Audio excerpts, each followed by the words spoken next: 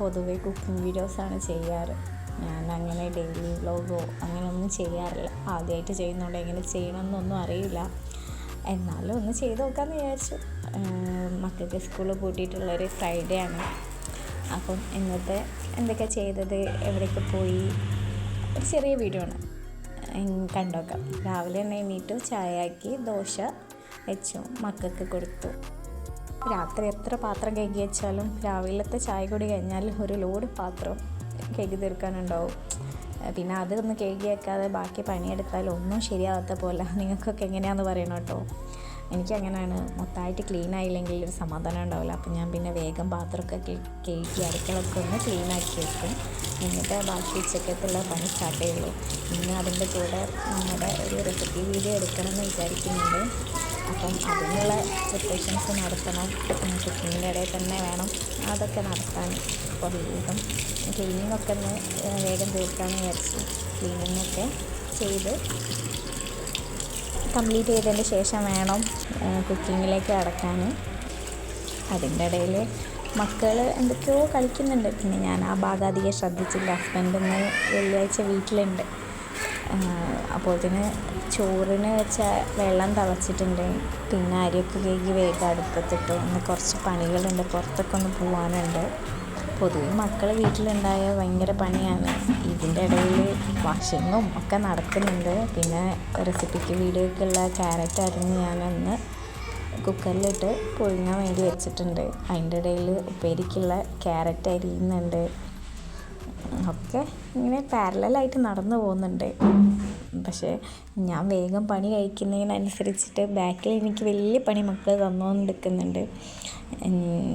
ഈ അടുക്കളയിലെ പണി കഴിഞ്ഞിറങ്ങുമ്പോഴത്തേന് എൻ്റെ നടലകും റൂമും എല്ലാം ഒരു കഥയായിരിക്കും. പിന്നെ ഒന്നിന്ന് തുടങ്ങണം ക്ലീനിങ്. അടുക്കള ഒന്ന് ഒതുക്കിയിട്ട് പിന്നെ അങ്ങോട്ട് ശ്രദ്ധിക്കാമെന്ന് വെച്ചാൽ ഞാൻ അങ്ങോട്ട് അധികം ശ്രദ്ധിക്കാറില്ല. അപ്പോഴേക്കും ഇതാണ് അവസ്ഥ. രണ്ടിലും എല്ലാം പരത്തിയിട്ടിട്ടുണ്ടായിരിക്കും. അതിൻ്റെ ഇടയിൽ കുക്കിങ്ങിൻ്റെ ഇടയിൽ അവർ വന്ന് കൈയിട്ട് വാരലും തിന്നലും ഒക്കെ നടക്കും. വെക്കേഷൻ ആയാലും ഒട്ടുമിക്ക വീട്ടിലും ഇങ്ങനെയൊക്കെ തന്നെ ആയിരിക്കും. പിന്നെ ചൂടായതുകൊണ്ട് ഞാൻ അധികം പുറത്തേക്ക് വിടാറില്ല. നല്ല ചൂടല്ലേ. മോന് സുഖമില്ലായിരുന്നു. മോന് നല്ല പനിയും ഇതൊക്കെയാണ്. ഒന്ന് മാറി വരുന്നേ ഉള്ളൂ. അപ്പോൾ പിന്നെ പുറത്തേക്ക് അധികം ഞാൻ അങ്ങോട്ട് വിടാറില്ല. അകത്ത് എന്തും കളിച്ചോട്ടെ എന്ന് വിചാരിക്കും. പിന്നെ അവരൊക്കെ ഒന്ന് കുളിപ്പിച്ച് പിന്നെ ഉണ്ടാക്കിയ റെസിപ്പി, ഇന്നലെ ഞാൻ ഒരു ക്യാരറ്റ് ജ്യൂസിൻ്റെ റെസിപ്പി ഉണ്ടാക്കിയിട്ടുണ്ടായിരുന്നു. അത് അവർക്ക് കൊടുത്തു. പിന്നെ ഉച്ചക്കത്തേക്ക് കുറച്ച് ഫ്രൈസ് പൊരിക്കാമെന്ന് വിചാരിച്ചു. മക്കൾക്ക് ഫ്രൈസ് ഭയങ്കര ഇഷ്ടം. പിന്നെ അതൊക്കെ ഒന്ന് റെഡിയാക്കി. മോളെ ഭാഗ ഇടയ്ക്കിടയ്ക്ക് വന്ന് ഓരോന്ന് പറയലും ചോദിക്കലൊക്കെ ഉണ്ടാവുമായിരിക്കും. അവൾ ഭയങ്കര ആക്റ്റീവാണ്. ഇങ്ങനെ ഇടയ്ക്ക് വന്ന് എൻ്റെ അടുത്ത് ഓരോന്ന് ചോദിച്ചും പറഞ്ഞുകൊണ്ടിരിക്കും. ശ്രദ്ധിച്ചില്ലെങ്കിൽ ഭയങ്കര പരാതിയാണ്. പിന്നെ ഉച്ചക്കത്തെ ചോറൊക്കെ കൊടുത്തു, മക്കൾക്കും കൊടുത്തു, ഹസ്ബൻഡിനും കൊടുത്തു. പിന്നെ ഞങ്ങളൊന്ന് ഉറങ്ങി.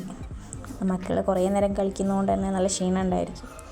അന്ന് ഉറങ്ങി എണീറ്റ് ഒരു 5:30-6 മണിയാകുമ്പോഴാണ് പിന്നെ എണീറ്റത്. പിന്നെ അവർക്ക് ചായ കൊടുത്തു. പിന്നെ കുറച്ച് ഷോപ്പിംഗ് ഉണ്ട്. വെള്ളിയാഴ്ചയാണ് ഷോപ്പിംഗ് ചെയ്യാറ്. എപ്പോഴും ലുലുവിലൊന്നുമല്ല പോവാം. ഈ പ്രാവശ്യം ലുലുവിലാണ് പോയത്. മന്ത്ലി 1 ടൈം ലുലുവിൽ പോവും. ഈ ബൾക്കായിട്ട് എടുക്കുന്ന സാധനങ്ങളുണ്ടാവില്ലേ, ഗോതമ്പ്, അരി, അങ്ങനത്തെ സാധനങ്ങളൊക്കെ എടുക്കാൻ വേണ്ടിയിട്ട് ലുലുവിലാണ് പൊതുവേ പോവാറ്. നല്ല ഓഫേഴ്സ് ഉണ്ടായിരിക്കും. ഈ പ്രാവശ്യം പോയപ്പോൾ നല്ല മാങ്ങ ഉണ്ടായിരുന്നു. ഞാൻ കുറച്ചെടുത്തു. പൊതുവേ എനിക്ക് മാങ്ങ എടുക്കുമ്പോൾ നല്ല പണി കിട്ടാറുണ്ട്. ഇത്തവണ വലിയ മോശമില്ല തോന്നുന്നുണ്ട്. റെസിപ്പി ചെയ്യാൻ വേണ്ടിയിട്ടാണ് എടുത്തത്. അങ്ങനെ അവിടെ നിന്ന് കഴിഞ്ഞിറങ്ങുമ്പോൾ മോള് കരച്ചിലാണ്. മിഠായി വാങ്ങിക്കൊടുക്കാൻ വേണ്ടി. പൊതുവേ ഞാൻ അങ്ങനെ വാങ്ങിക്കൊടുക്കാറില്ല. കാരണം പിന്നെ അതൊരു ശീലമായിരിക്കും. മാക്സിമം വീട്ടിലുണ്ടാക്കി കൊടുക്കാമെന്നല്ലാതെ പുറത്തുനിന്നുള്ള ഫുഡ് അങ്ങനെ കൊടുക്കാറില്ല. പിന്നെ വന്ന് ദോശ ഉണ്ടാക്കി അതിലേക്കൊരു ചട്നിയും തട്ടിക്കൂട്ടി. ഇതാണ് ഞങ്ങൾ ചെറിയൊരു ദിവസം. വീഡിയോസ് ഇഷ്ടപ്പെട്ടാൽ ലൈക്ക് ചെയ്യുക, കമൻറ്റ് ചെയ്യുക, ചാനലൊന്ന് സബ്സ്ക്രൈബ് ചെയ്ത് സപ്പോർട്ട് ചെയ്യുക.